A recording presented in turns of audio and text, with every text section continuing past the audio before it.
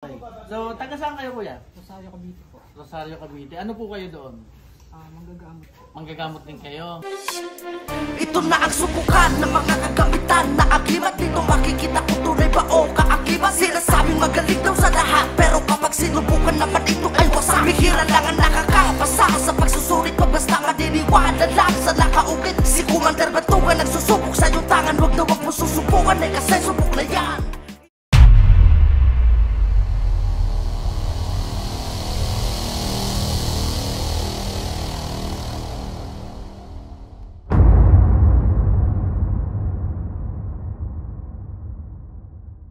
Okay mga kapanalig, so nandito ulit tayo ngayon, umagang-umaga, alas 10 ng umaga. Anong date ngayon?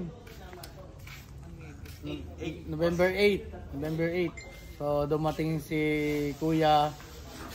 Anong oras kayo dumating? Siguro mga 8:30. Mga 8:30, no? Tapos nag-ayos pa ako, no? Nagpopogi tayo ng kaunti.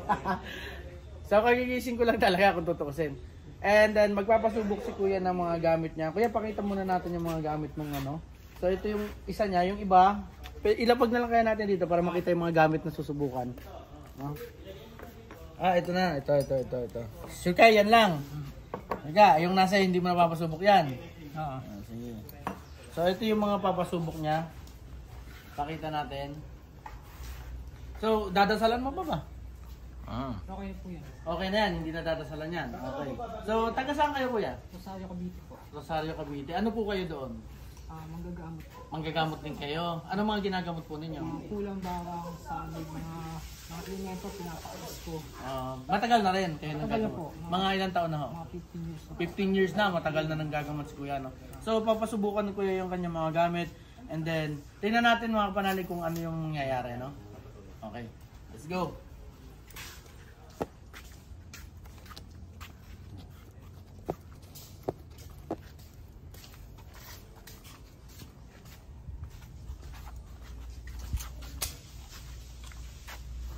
Game na kuya?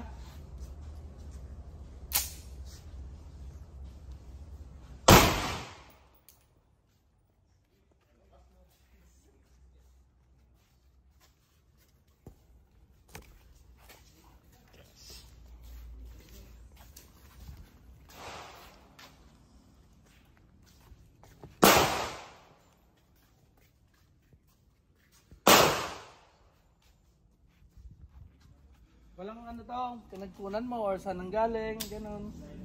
Sa'yo lang talaga yan.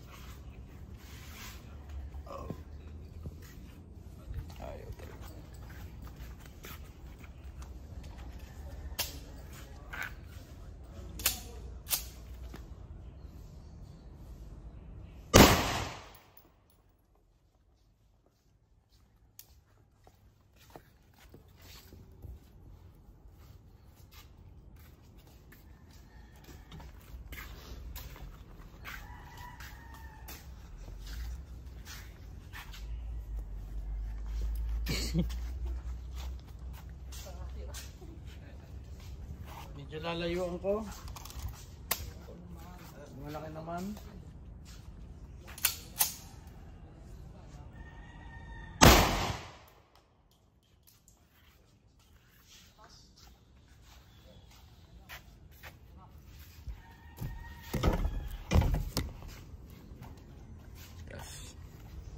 Okay, pakita mo. Ano yan? 3 pico? 3 pico po. Okay, sige.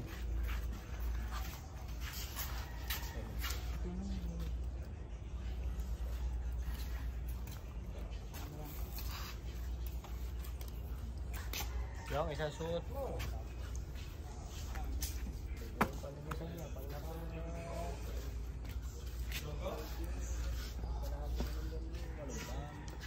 Ano ba, pag ganyan lang, sir? Okay na yan. dito kaya. Butas. Pag ganyan. Yan, mas maganda pa ganyan. Pasok mo sa butas. Pasok mo sa butas, oh. Yan! Tapos lagyan ng tape. Lagyan mo ng tape sa likod.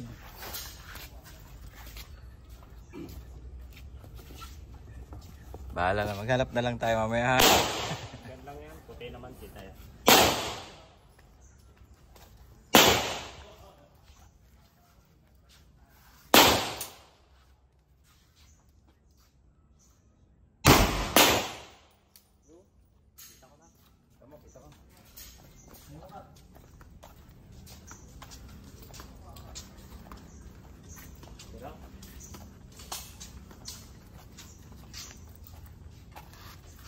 Lasog. Lasog. Alright.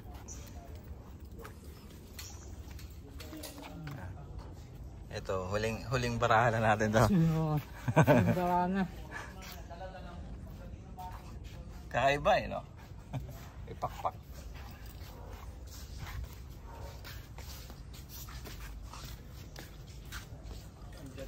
Boss, try ko lang ng napakalayo. Bibigyan kita ng isang napakalayo, ha? O, pakalayo na nito, ha? Try lang. Tapos yung dalawang putok, lalapitan ko na. Ha? Hindi ko na nga kita, eh.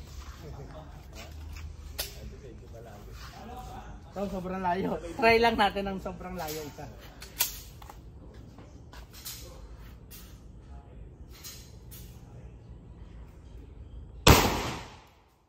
Check. Baba.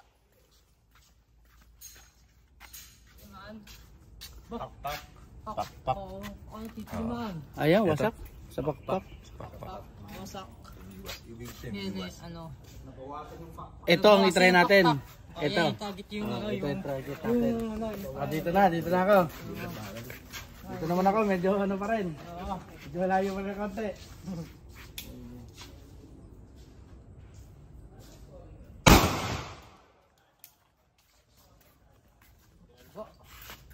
Butas. Buti. Sa mata. Oh, yun ang request mo eh. Butas. Butas. Kala ko lumihis na eh. Oo, kala ko kasi gumalaw. Kasi hindi ko makita tama. Yan yung check ko lang.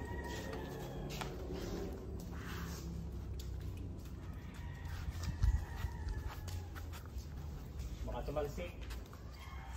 Baka bumalik ano.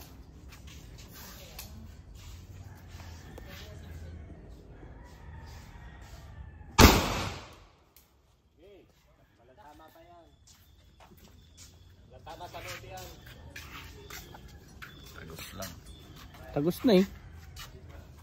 The place. Sa gitna.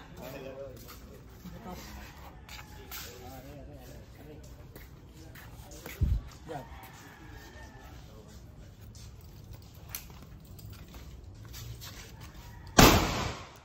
Sala.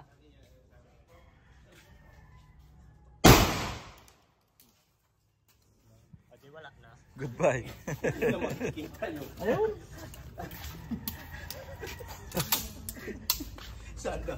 Kung gusto nyo magpag-hood sa akin, sa Rosario Cavite, sa Rosario Cavite, Broa Street, Sapa 4.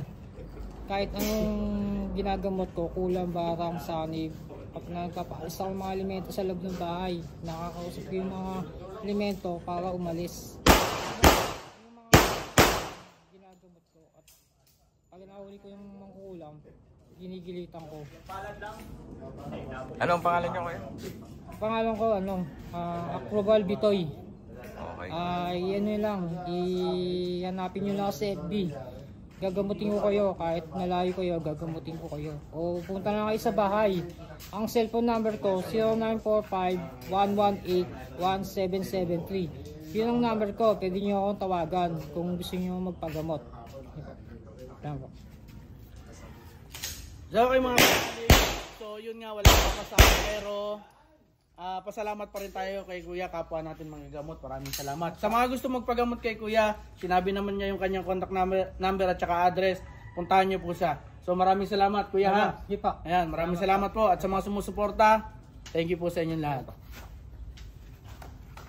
Yo, boss. Dapat din, gano'n. Sinabi magaling Ano yan? ka sa bala. Bungo ng pusang itim. Ngayon, nung sila ay nagkabarilan, tumayo siya sa gitna ng labanan. Dahil sabi, magaling yung agimat niya. Oo, Binili niya. Ito yung bungo ng pusang Nung itim. pinarang na ganyan, Tapos patay. ito yung orasyon. Reklamo yung asawa. Mm. Yan, sabi mo, magaling ang agimat na binili mo sa asawa. Para saan daw yan? Ano? Pangan to, taga-bulag, panguntas kulang barang. Nautusan ko gawin to dahil kung sino ang kalaban. Maganda naman yung points niya. Kung sino may kalaban, may kalaban ka, hindi ka makikita kapag dumaan ka. Ayan, Ito yung pangbulag. orasyon ng bungo ng pusang itim. Okay. Sa pinagkurusan. Ikaw mismo ang ano niyan? Pinagkurusan na na dinaan, binuong ko. Okay. Ikaw mismo ang humukay? Ako, may kasama akong bata Mm. na siya ang kumuha ng ulo ng bungo ng pusang itim. Yan.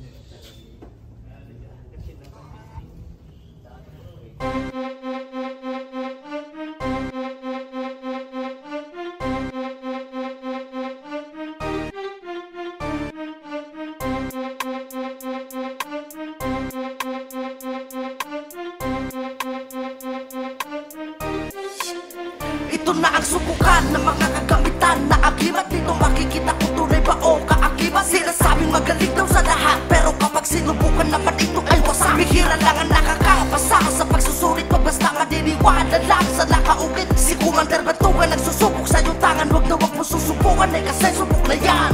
Iba't ibang klase ng kagamitan na masusunod